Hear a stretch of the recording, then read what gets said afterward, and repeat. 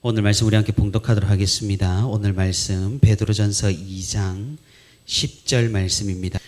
우리 말씀 한 절 우리 다 같이 합독하도록 하겠습니다. 베드로전서 2장 10절 우리 합독합니다. 시작. 너희가 전에는 백성이 아니더니 이제는 하나님의 백성이요 전에는 긍휼을 얻지 못하였더니 이제는 긍휼을 얻은 자니라. 아멘. 오늘도 이렇게 새벽의 시간에 하나님과 동행하기 위해 새벽기도의 자리에 나온 우리 모든 성도 여러분 진심으로 환영하고 축복합니다. 오늘도 우리 함께 말씀 듣는 가운데 또 우리 함께 기도하는 가운데 하나님의 크신 은혜와 위로가 풍성히 있기를 주님의 이름으로 또 소망합니다. 우리가 살아가다 보면 참으로 하나님께 감사할 것이 많음을 경험하게 됩니다. 우리가 살아있는 것도 다 하나님의 은혜요. 이 땅 가운데에서 하나님의 이름을 알고 또 하나님께 예배할 수 있고 하나님을 찬양할 수 있는 것도 모두 감사할 것들입니다. 하나님께서 우리에게 베풀어 주신 것들이 너무나도 많습니다. 하지만 우리는 종종 이런 감사를 잊어버리고 살아가고 있는 것 같습니다. 왜 그렇습니까? 우리는 비교하기 때문에 그렇습니다. 우리는 사실 하나님을 섬기기 위해 포기하는 것들이 꽤나 많습니다. 신앙을 지키기 위해 우리는 하지 말아야 할 것 또는 해야 할 것을 많이 신경을 쓰고 살아갑니다.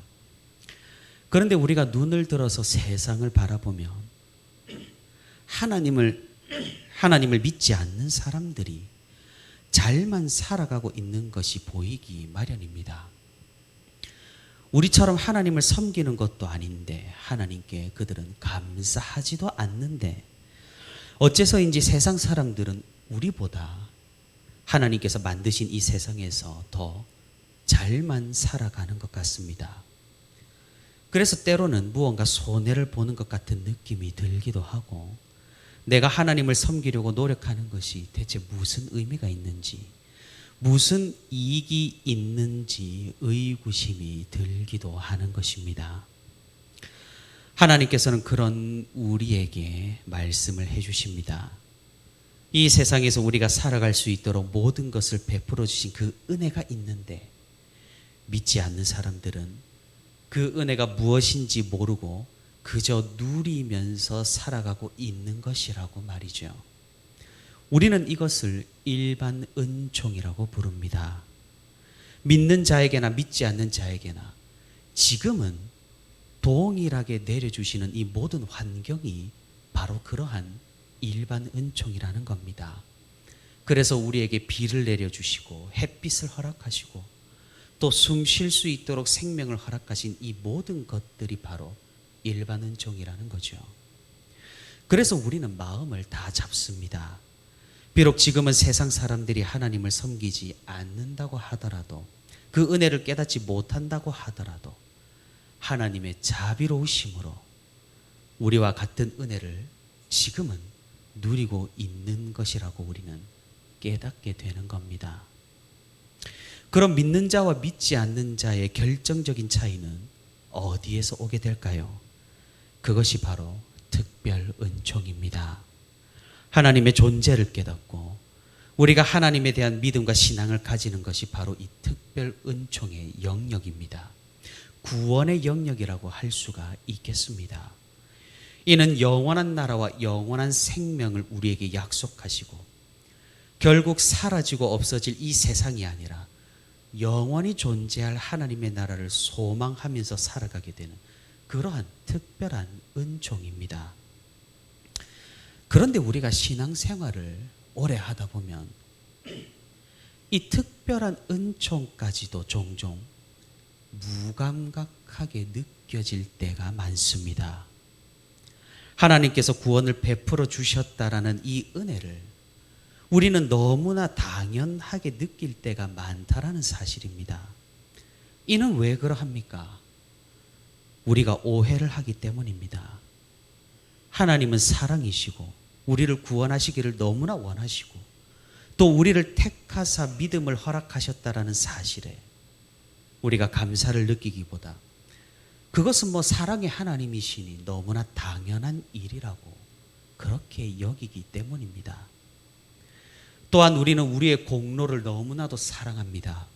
내가 선택하고 내가 믿었고 이 세상의 이 수많은 종교 가운데 진리인 기독교로 결정했다라는 사실이 나의 업적이라고 생각을 하기 때문입니다.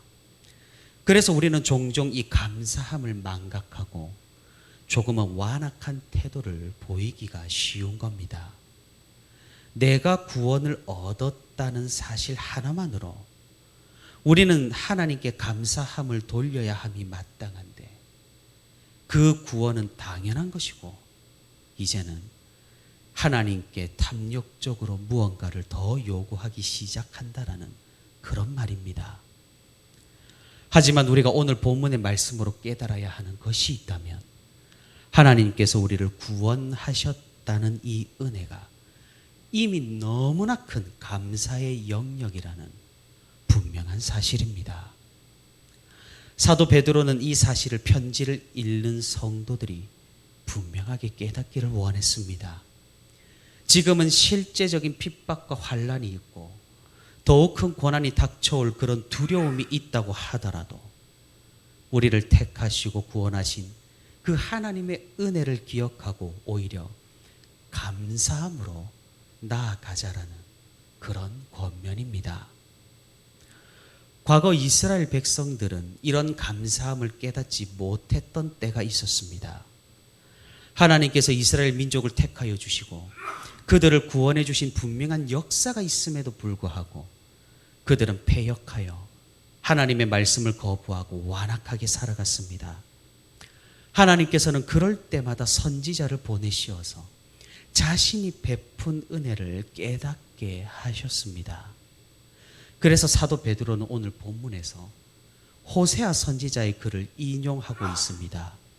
호세아 1장 9절과 10절입니다. 우리 한번 성경을 찾아보겠습니다. 호세아 1장 9절과 10절입니다.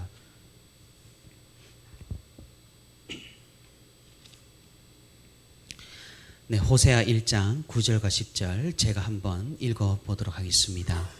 여호와께서 이르시되 그의 이름을 로암미라 하라. 너희는 내 백성이 아니요 나는 너희 하나님이 되지 아니할 것임이니라. 그러나 이스라엘 자손의 수가 바닷가의 모래같이 되어서 헤아릴 수도 없고 셀 수도 없을 것이며 전에 그들에게 이르기를 너희는 내 백성이 아니라 한 그곳에서 그들에게 이르기를 너희는 살아계신 하나님의 아들들이라 할 것이라. 하나님의 사랑에서 떠나버린 이스라엘 백성들에게 심판을 말씀으로 이제는 더 이상 너희는 내 백성이 아니라고 그런 말씀을 하시는 하나님의 슬픔을 우리는 이 선지자의 글에서 느낄 수가 있습니다. 호세아는 이스라엘에 대한 하나님의 버리심을 먼저 기록하고 그 뒤에 바로 이어서 하나님께서 그래도 우리를 기억하사 회복시키실 것임을 선포하고 있는 겁니다.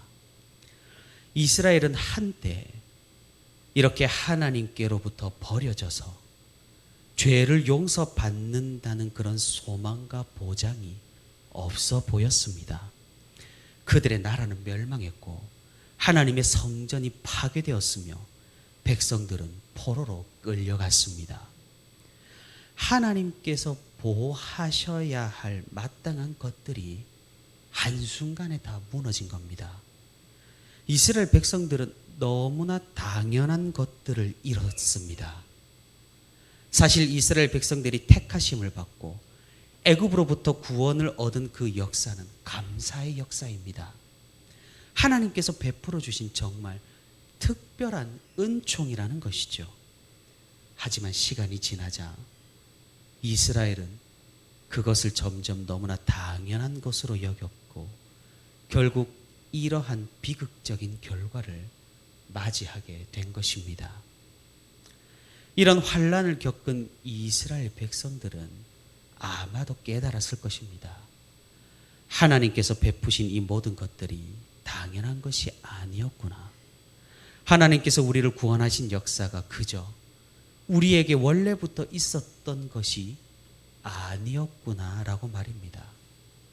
그래서 이스라엘은 포로기 이후로 하나님의 말씀을 다시 세우고 하나님께로 돌아오는 그런 회복의 역사를 썼던 것입니다. 사도 베드로는 이런 사실을 오늘 본문을 통하여 신약교회 성도들에게 적용시키고 오늘날 우리들에게도 적용을 시킵니다. 너희가 전에는 백성이 아니더니 이제는 하나님의 백성이요 전에는 긍휼을 얻지 못하였더니 이제는 긍휼을 얻은 자니라. 하나님께서는 사실 우리에게 자비를 베풀 아무런 의무가 없으십니다. 왜냐하면 우리 중 그 누구도 우리 자신의 힘으로 하나님의 관심이나 긍휼을 받을 자격이 없기 때문입니다. 하나님께서 택하시지 않으셨다면 우리는 그저 멸망할 그런 존재일 뿐입니다. 하지만 하나님께서는 우리를 불쌍히 여기시고 우리를 긍휼히 여기셨습니다. 이스라엘 백성들을 불쌍히 여기셔서 그들을 비록 혼내셨지만 돌아오게 하신 것처럼 그저 세상에 속해 사단의 노예가 된 우리를 우리 주님께서는 불러주시고 우리를 건지시고 우리를 구원해 주신 것입니다. 우리가 하나님께 들어야 할 가장 우선적인 감사가 있다면 바로 이 택하여 주심과 구원해 주심에 대한 감사라는 그런 오늘 본문의 말씀인 겁니다. 우리는 하나님의 긍휼하심을 더욱 철저하게 깨달아야 합니다. 왜냐하면 우리는 하나님께 철저하게 이방인이었기 때문입니다. 이스라엘 백성들이야 하나님께서 택하신 민족이고 하나님께서 이끄신 족속입니다. 그래서 비록 그들에게 심판을 하나님께서 내리셨다라고 할지라도 하나님께서는 이스라엘 민족을 책임져 주시는 것이 마땅합니다. 하지만 우리는 아닙니다. 우리는 구원에서 멀어진 존재였습니다. 우리가 이 은총을 얻기에는 아무런 상관이 없는 그런 이방인이었다는 사실입니다. 사도 바울은 에베소서에서 이런 점을 분명하게 우리에게 알려주고 있습니다. 함께 또 성경을 찾아보겠습니다. 에베소서 2장 11절에서 13절까지입니다. 에베소서 2장 11절에서 13절입니다.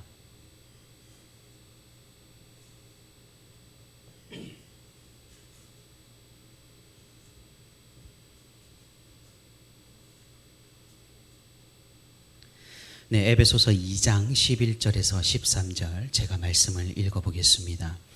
그러므로 생각하라. 너희는 그때의 육체로는 이방인이요 손으로 육체에 행한 할례를 받은 무리라 칭하는 자들로부터 할례를 받지 않는 무리라 칭함을 받은 자들이라.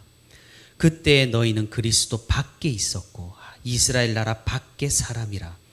약속의 언약들에 대하여는 외인이요 세상에서 소망이 없고 하나님도 없는 자이더니 이제는 전에 멀리 있던 너희가 그리스도 예수 안에서 그리스도의 피로 가까워졌느니라.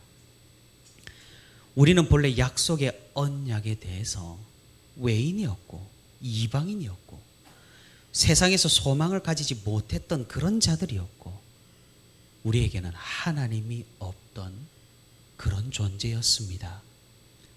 하지만 예수 그리스도의 은혜로 말미암아 우리 또한 약속의 자녀가 된 영적으로 아브라함의 후손이 된 그런 놀라운 은혜를 사도 바울은 지금 이야기하고 있는 것입니다. 사랑하는 성도 여러분, 여전히 우리에게 당연한 것은 없습니다. 우리의 구원도 우리의 삶도 우리의 존재도 무엇 하나 원래 있었고 그냥 있었고 당연히 있는 것은 단 하나도 없다라는 사실입니다. 세상 사람들을 보면 하나님 없이도 잘 살아가기에 이것은 너무나 당연해 보일 때가 있습니다. 하지만 그것은 사단의 눈속임입니다. 사단조차 하나님의 은혜에 기대어야만 살아갈 수 있다라는 사실을 우리는 기억해야 합니다. 그러니 무엇입니까? 우리는 그저 감사함으로 살아갈 뿐입니다. 우리는 그저 하나님의 이 놀라운 은혜와 은총을 감사하며 살아갈 뿐입니다. 우리는 그저 하나님께서 우리에게 베푸신 이 모든 것들을 감사하면서 살아갈 뿐입니다. 우리가 이 감사함을 기억하고 우리를 택하여 주시고 불러주시고 인도하신 하나님께 더욱더 감사하는 그런 삶을 살아갈 수 있기를 바랍니다. 우리가 지금 겪는 어떠한 어려움과 고생도 하나님께서 우리를 불러주신 이 감사 앞에서는 어쩌면 너무나 보잘것없을 수도 있다라는 사실입니다. 비록 믿음으로 인해 우리가 순환을 당한다고 하더라도 우리는 이 감사함으로 그런 고난들을 충분히 극복할 수 있다라는 그런 사도 베드로의 말씀인 것입니다. 언제나 우리가 하나님의 백성이라는 사실, 하나님의 자녀라는 사실을 기억하면서 우리의 상황과 환경 때문이 아니라 우리를 구원해 주신 그 자체에 감사하는 그런 우리가 될 수 있기를 바랍니다. 오늘도 우리를 불러주신 그 은혜와 은총에 하나님께 감사하며 우리의 상황과 환경이 아닌 우리의 믿음 자체로 하나님께 감사와 영광을 돌려드리는 저와 우리 부천신민교회 모든 성도가 되기를 주님의 이름으로 소망합니다.